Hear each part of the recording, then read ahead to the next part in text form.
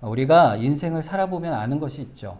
분명히 아는 것은 사는 것이 결코 쉽지 않다라는 사실입니다. 만일 여러분에게 이렇게 한번 얘기를 해보면 어떨까 합니다. 여러분 다시 어릴 때로 돌아가신다면 가시겠어요? 어떠세요? 뭐 요즘 드라마 중에 보면 막 인생을 돌아가는 그런 드라마가 있잖아요. 근데 이제 그거 이제 기억을 갖고 돌아가는데 그런 게 아니고 그냥 우리 인생, 내 인생의 어린 시절로 다시 돌아간다. 그럼 여러분 어떠세요? 좋으십니까? 싫으십니까? 얼른 생각하면 그거 가면 좋겠다 이런 생각이 들죠.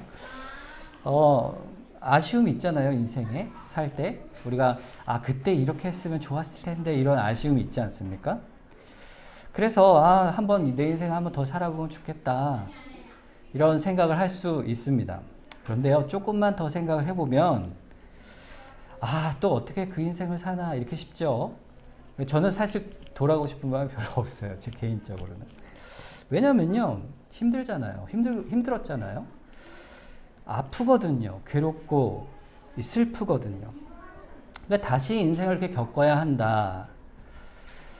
여러분 지금까지 살아오신 것이 그것이 내가 사람이 바뀌지 않는 한, 또 이 세상이 바뀌지 않는 한 달라진다 한들 얼마나 달라지겠습니까? 사람을 만나서 상처를 받고 자랐는데 좋은 사람 만난다 한들 그 문제가 우리 인생이 다시 새로워질 수 있을까? 우리가 완성된 인생을 기대하지만 사실 어떻게 살아도 우리 인생은 슬프고 힘든 인생이에요. 모세가 수고와 슬픔뿐인 인생이라 했듯이 그것은 보편적인 것이죠. 무엇보다 돌이켜 생각해보면 가장 우리가 돌아가기 싫은 이유는요, 우리 마음속에 있는 죄로 인해서 우리가 시달려온 인생이 많다는 사실에 있습니다. 지금까지 우리가 살아온 인생이 사실 은혜죠. 감사하지만 그 길을, 죄의 길을 다시 산다 할 때 그거는 내가 다시 바랄 게 아니구나 이런 생각이 드는 것입니다. 열심히 노력해보고 또 열심히 살려고 성실했지만 어떨 때는 아프기도 하고 노력한 만큼, 밤새워 노력한 만큼 결과를 얻지 못하는 그런 일도 많이 있지 않습니까? 우리 관계는 또 왜 이렇게 어려운지, 새로운 사람을 만나고 또 가족들 간의 관계, 그 관계 아픔도 오는 거죠. 그런 힘든 일을 우리 인생의 운명처럼 환경처럼 겪으며 살아오는 것이죠. 그런 일을 겪으면 어떻게 해볼 방법이 없는 거예요. 속수무책인 것이 인생이죠. 그러니 그 아픔 속에 괴롭고 탄식하고 아파하는, 슬퍼하는 것은요, 사실 누구나 다 동감하는 거예요.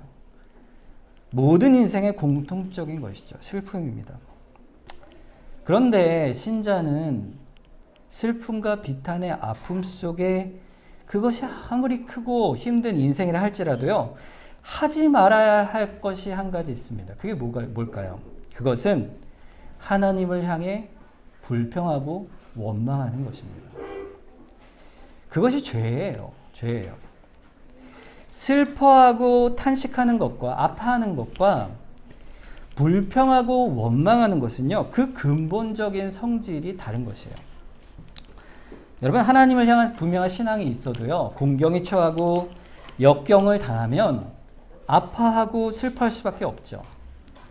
그렇지만 하나님을 향해 불평하고 원망하는 것은요, 하나님께 판단하고 하나님을 비판하고 정죄하는 죄가 되는 것입니다. 그래서 하나님을 믿고 사는 사람은 하나님을 원망해서 안 된다. 그것이 신앙인에게 주어지는 원리요 자세인 것이죠. 그럼 왜 신자는 하나님을 원망하고 불평하면 안 될까? 그 원망과 불평이 도대체 뭐길래? 또 반대로 우리에게 하나님이 베푸신 그 많은 선한 것들을 생각할 때 우리가 불평할 수 있을까? 이렇게 생각을 할 수가 있겠죠. 오늘 본문 말씀은 이 하나님의 백성이 이스라엘 백성의 불평과 원망의 모습을 드러내고 있습니다.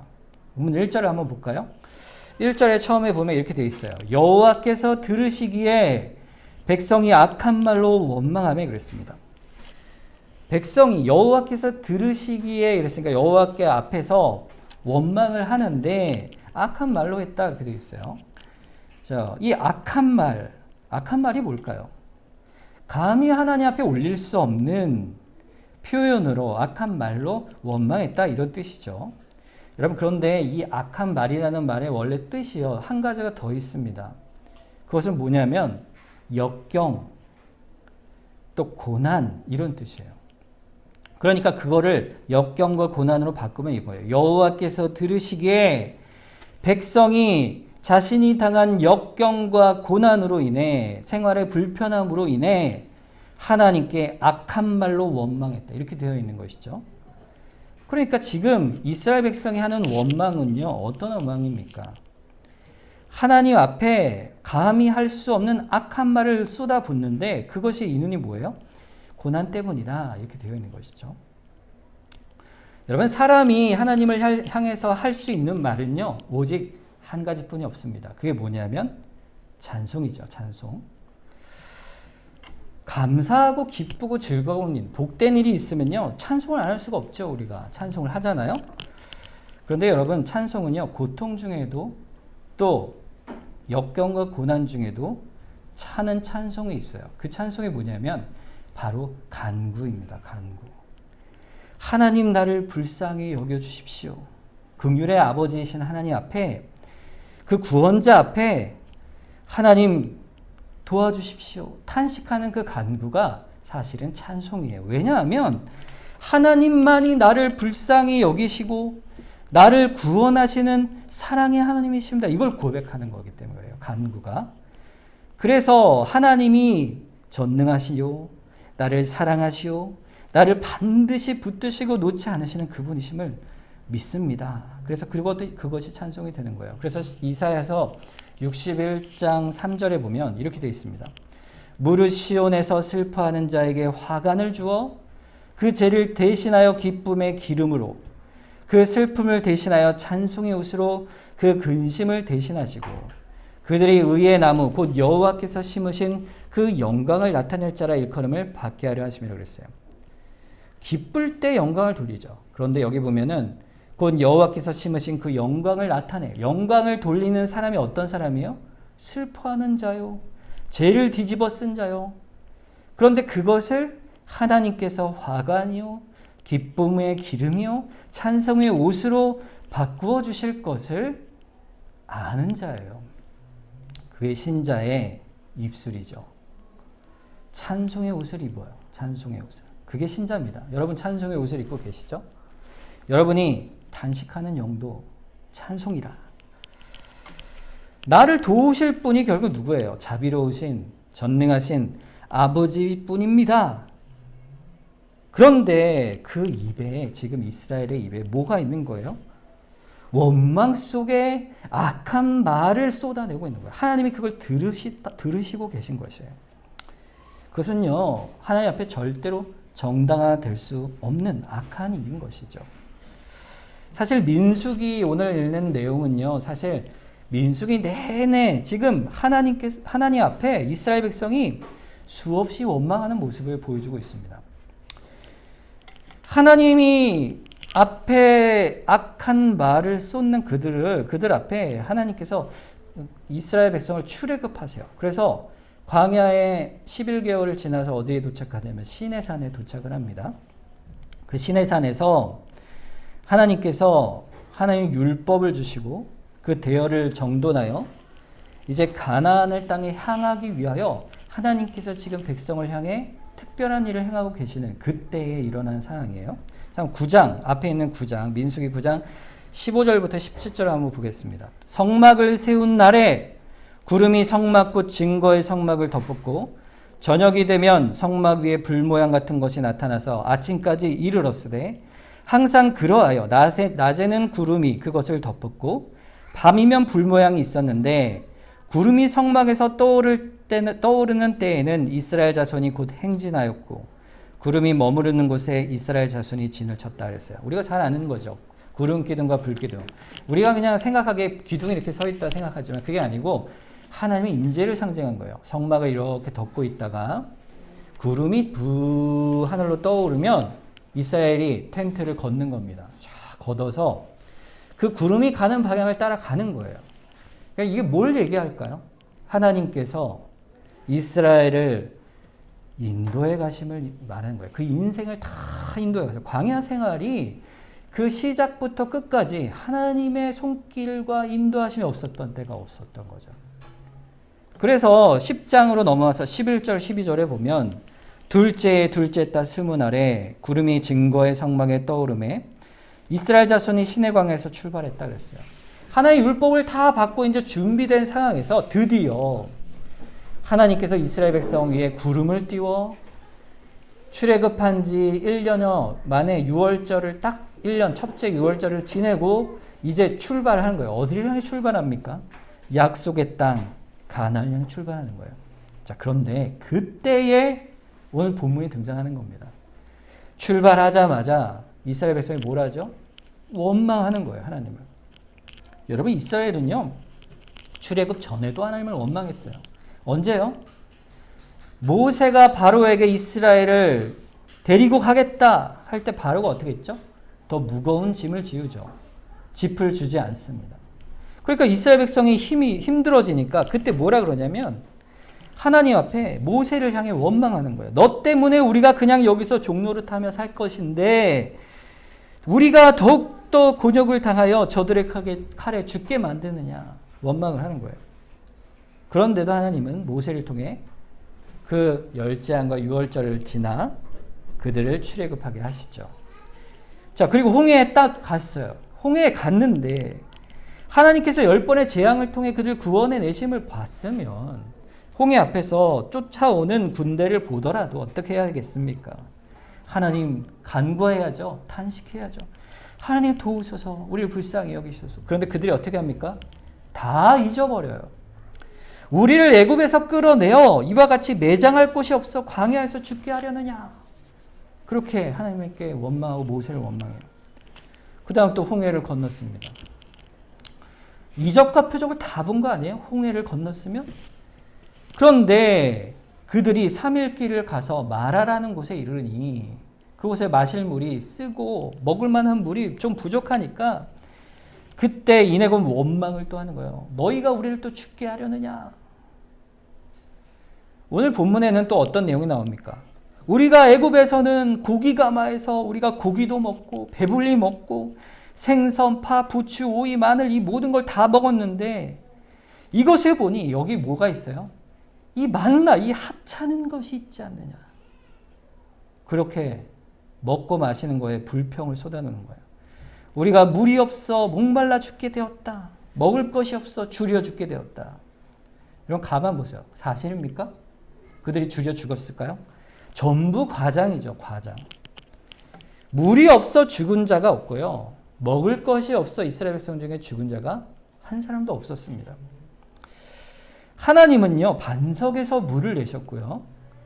만나로 먹을 것을 매일매일 새벽 이슬처럼 내려주셨어요. 그러니까 그들에게는 그 하나님의 은혜와 축복이 도리어 뭐가 된 거예요? 원망의 내용이 되고 있는 거예요. 여러분, 하나님이 얼만큼 하셨을까요? 고린도전서 10장 4절에 보면요. 재밌는 표현이 있습니다. 사도 바울이 얘기하기를 다 같은 신령한 음료를 마셨으니 이는 그들을 따르는 신령한 반석으로부터 마셨으며 그 반석은 곧 그리스도시라. 지금 광야에서 물을 내신 반석에 물을 내신 사건을 얘기하는데 반석이 어떤 반석이에요? 그들을 따르는 반석이라고 그랬어요. 이거 어떤 사람들이 이렇게 얘기합니다. 반석에 물을 갈 때마다 모세가 낸 게 아니잖아요. 그럼 어떻게 물을 그들이 어떻게 먹었을까요? 그 200만 명이나 되는 사람들이. 그 물을 낸 바위가 백성을 따라서 굴러다닌 거예요. 이렇게 해석하는 분들이 있습니다. 일리가 있죠. 평생 40년 동안 광야에서 물을 어떻게 마셨을까? 어떻게 먹었을까? 만나를 매일같이. 그가 누구시라? 그리스도시라 얘기했어요. 그게 무슨 말이에요? 생명수요. 생명의 떡이신 그리스도. 우리의 죽은 육체가 살아나는 것처럼 죽은 영혼을 살리시는 그분 앞에 도리어 그들이 어떻게 하고 있습니까? 분노와 절망, 불평과 원망이 그들 안에 쏟아져 나오고 있는 거예요. 마침내는요, 정탐꾼을 보내는데 그들이 가나안 땅에 도착해서 앞에서 거기에 아낙 자손들처럼 큰 백성들이 산다. 이 소식을 듣고 백성들이 어떻게 하냐면 하나님을 떠나기로 마음 먹습니다. 그래서 우리가 한 사람 대장을 세워서 모세 말고 아예 애굽으로 돌아가자 이렇게 얘기합니다.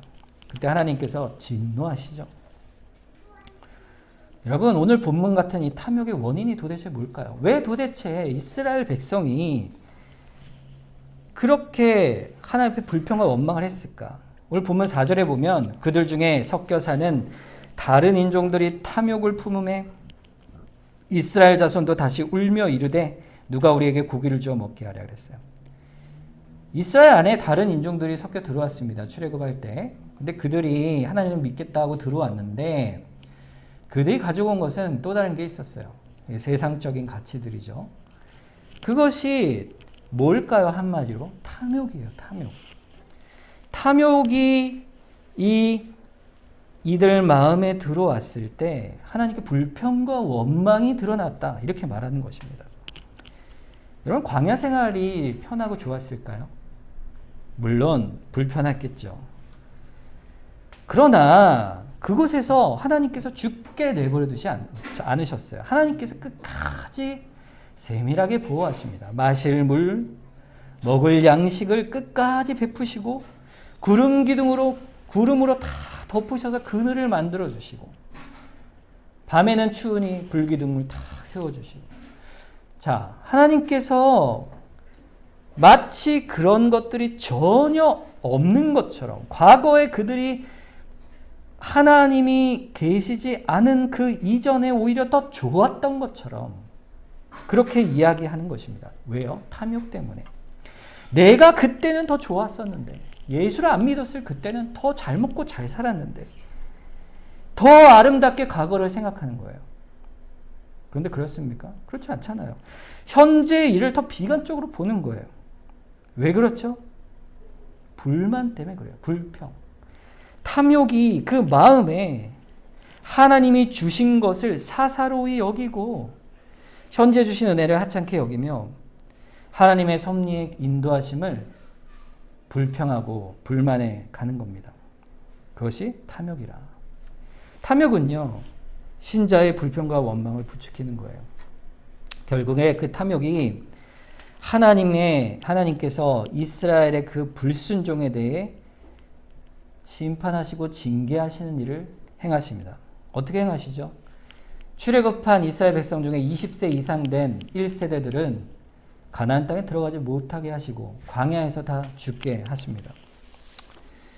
그때마다 하나님은 모세의 기도를 들으세요. 모세가 하나님 불쌍히 여겨 주십시오. 예수 그리스도의 중보처럼 간구할 때 하나님께서 그때마다 이스라엘을 살려주십니다. 여러분, 이스라엘이 받은 은혜가 없습니까? 있죠. 여러분 생각해 보세요. 자고 나면 아침에 이렇게 만나가 이렇게 더 수북하게 깔려 있어요. 이 까씨라 그랬는데 뭐 씨인가 봐요. 어떤 종류의 씨인데 찾아보니까 약간 이렇게 그 통후추만한 그런 알갱이들 씨가 있어요. 약간 갈색을 띤. 근데 그게 하얀색의 씨들이 이렇게 쌓여 있는 거예요. 그러면 그걸 걷어다가 그것으로 요리를 해 먹는 것이죠. 그것이 하나님이 베푸시는 손길의 상징이에요.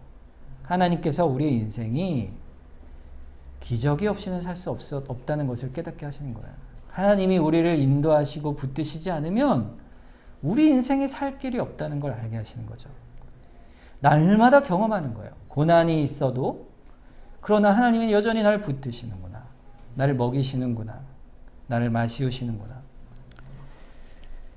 그걸 날마다 보고 경험하는데 그걸 다 잊어버리는 거예요. 망각하는 거예요. 그래서 불평하는 거예요. 이것 갖고 전 안 됩니다. 여러분, 우리는 어떨까요? 우리는 불편한 것 때문이 아니면 아예 고통스럽고 아픈 것, 슬픈 것, 역경, 고난 그런 것들을 만나게 되잖아요. 만나게 되면 우린 탄식하게 되어지는 것이죠.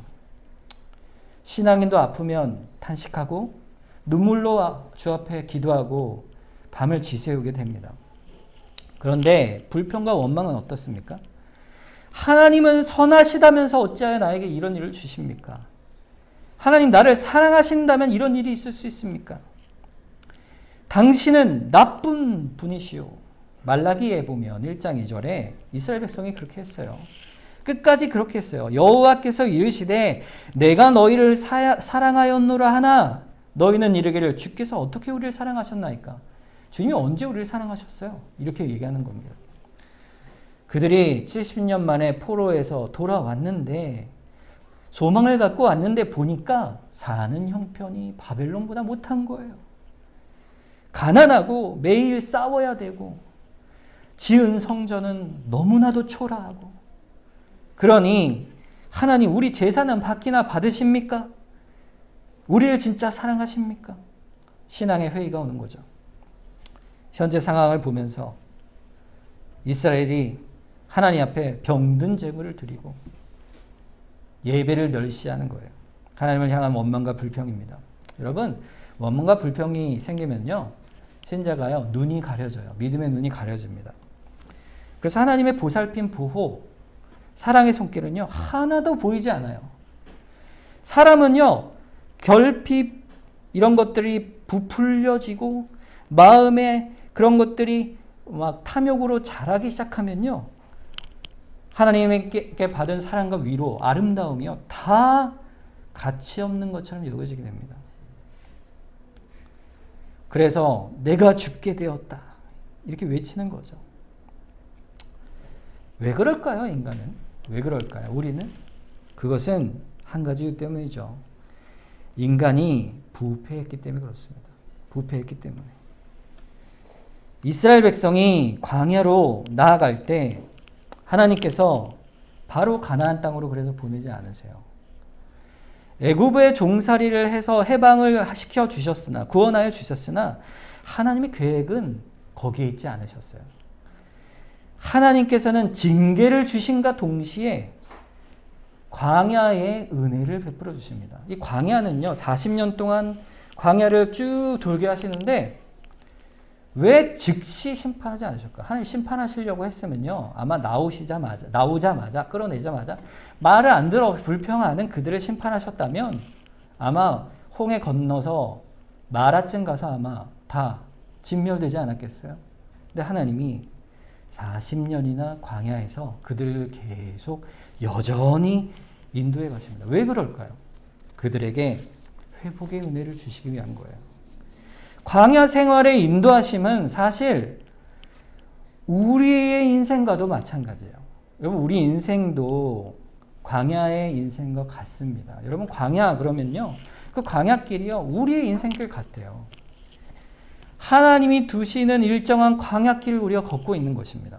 그 광야 속에 하나님께서 우리를 각각 선한 섭리 가운데 불러내시고 출애굽시키셔서 구원하셔서 하나님의 뜻을 알아가도록 우리를 그 각각 상황과 현실이 다르지만 우리를 모두 다 하나의 목적, 통일된 목적으로 붙들고 계심을 기억하셔야 합니다. 그게 뭘까요? 우리 뭘 때문에 그렇게 이 인생, 나그네 인생을 붙들고 계실까? 신명기 8장 1절과 2절입니다.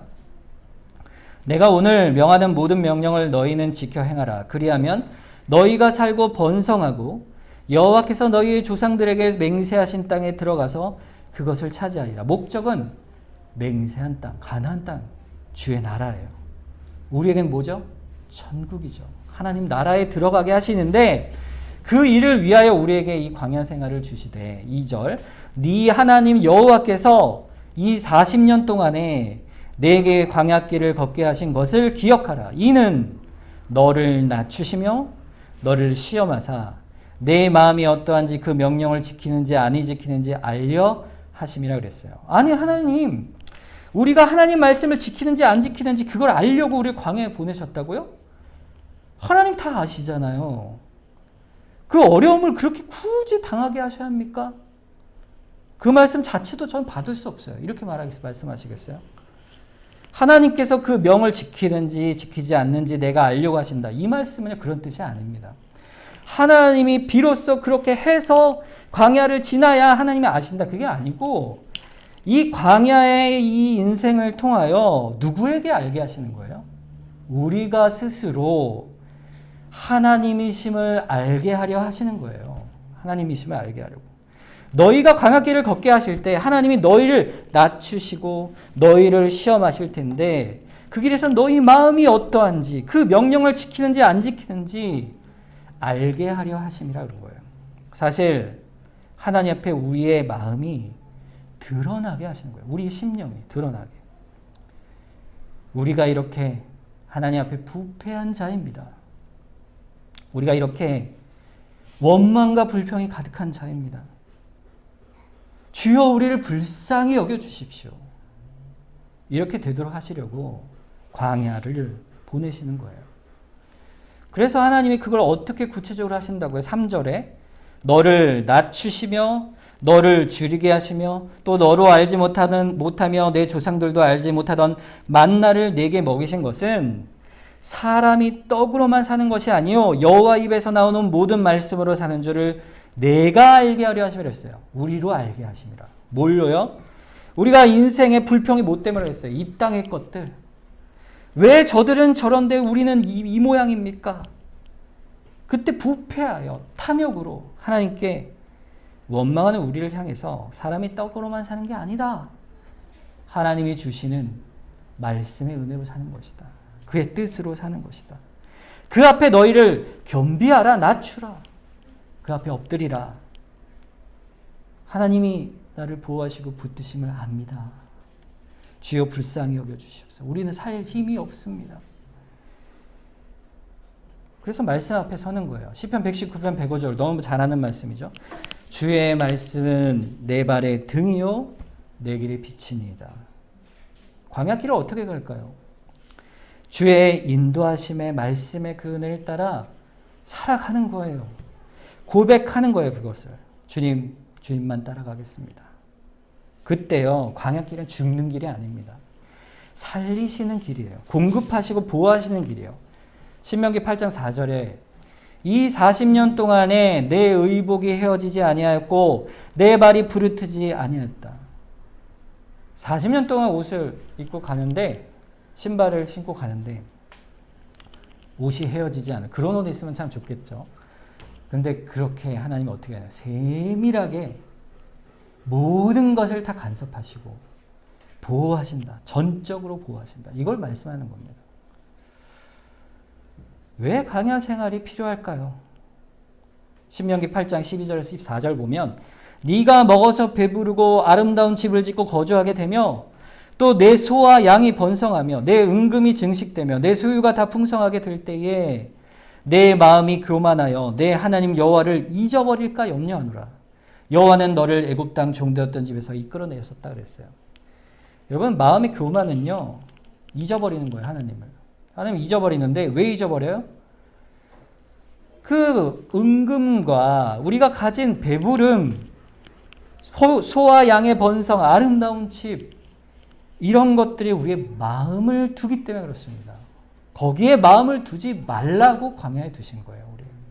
우리가 사실 그것을 마음에 두지 않으려면 하나님이 우리의 힘이요 또 우리의 능력이시요 우리의 구원자시면 어떻게 합니까? 돈이 구원자고 내 힘이고 능력이고 건강의 능력이고 이게 아닌 걸 어떻게 알게 하세요?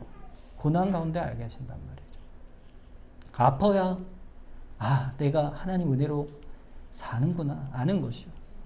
어려움이 닥칠 때 하나님께서 나를 여태껏 어떻게 붙들어 오셨는지를 깨닫는 거예요. 앞으로도 붙으실 것을 믿는 거예요. 그게 뭘까요? 겸비예요. 겸비. 자족이고 겸손입니다. 그것이 광야의 역경을 주신 이유예요. 우리가 살아가는 인생 속에 보세요. 여러분 불편한 일, 어려운 일 분명 지금 다 있으실 거예요. 기도 제목이 있죠. 여러분 그걸 어떻게 처리하시겠습니까? 신앙인은 딱 하나입니다. 내가 갖고 있는 어떤 수입이나 건강이나 번성이나 만족이 내가 의지할 바가 아니다.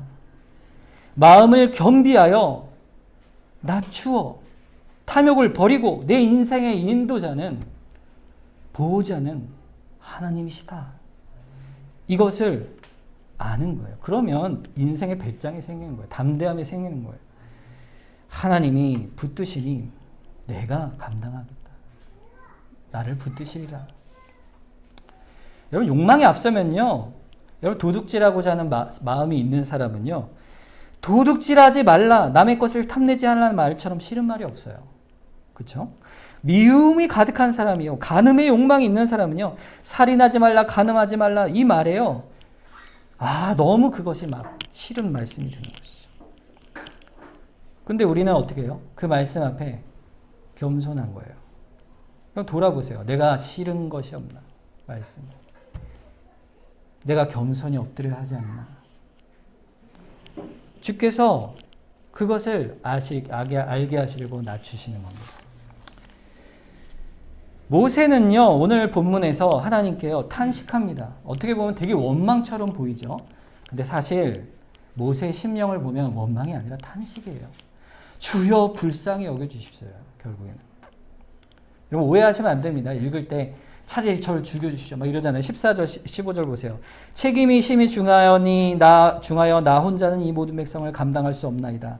주께서 내게 이같이 행하실진대 구하옵나니 내게 은혜를 베푸사 즉시 나를 죽여 내가 고난당함을 내가 보지 않게 하옵소서. 이 말은요.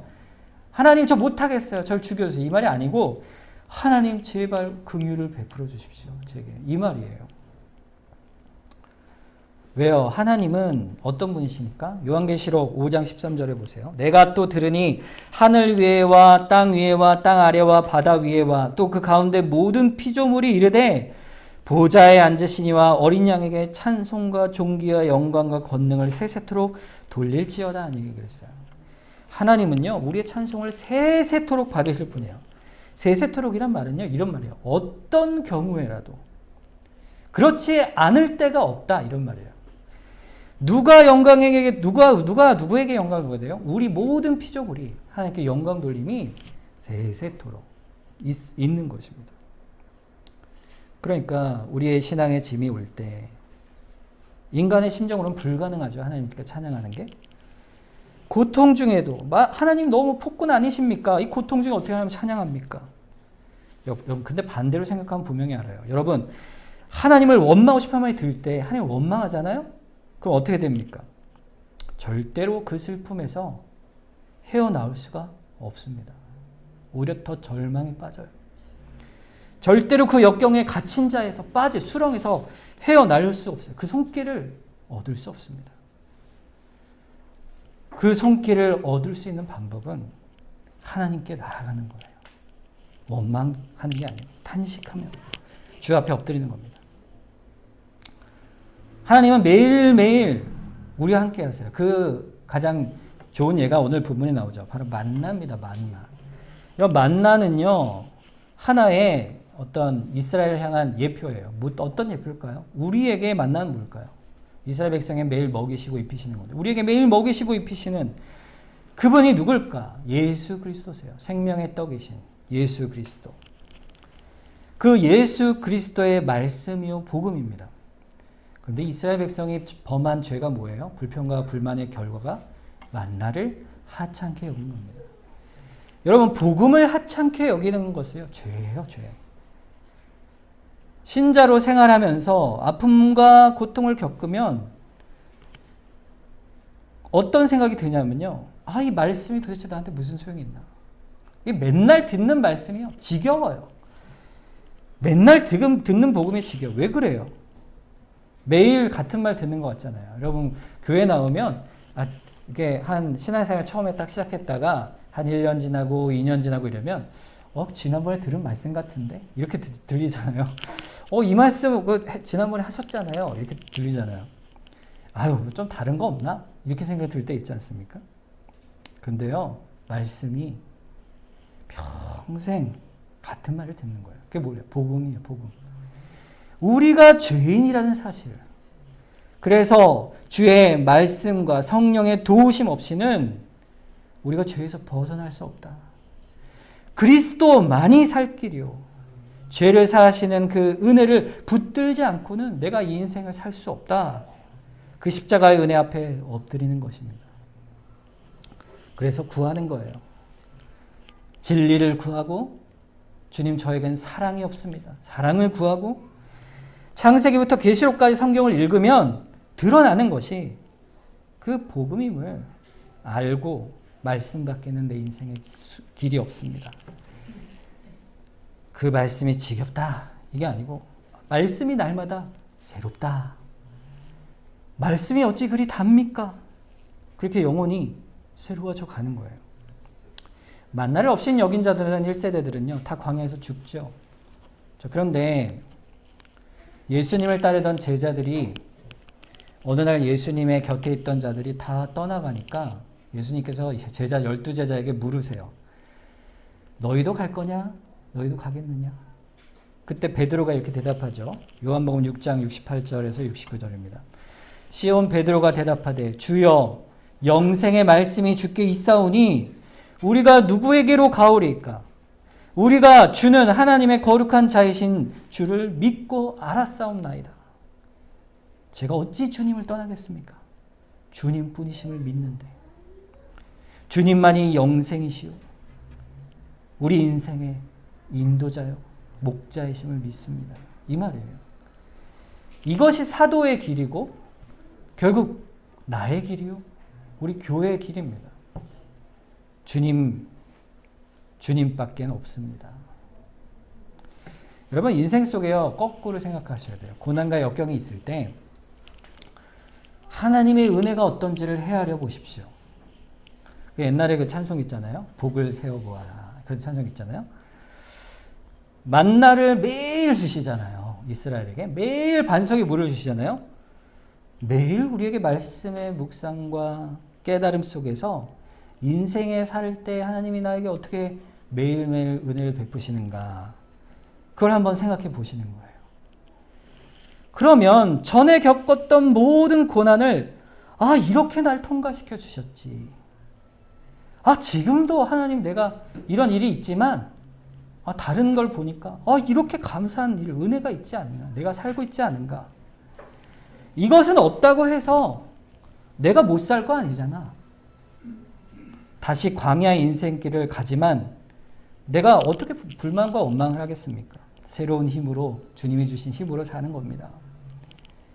그러면서 마음에 용기가 생기고 감사가 생기고 마음에 따뜻함도 오고 생기도 생기고 슬픔을 이길 만한 기쁜 것들이 우리 안에서 샘솟아 나는 거예요. 새로운 삶을 바라볼 수가 있습니다. 그래서 우리는 어떻게 살아야 될까요? 찬송하는 자로 사는 거예요. 찬송 못할 때가 있잖아요.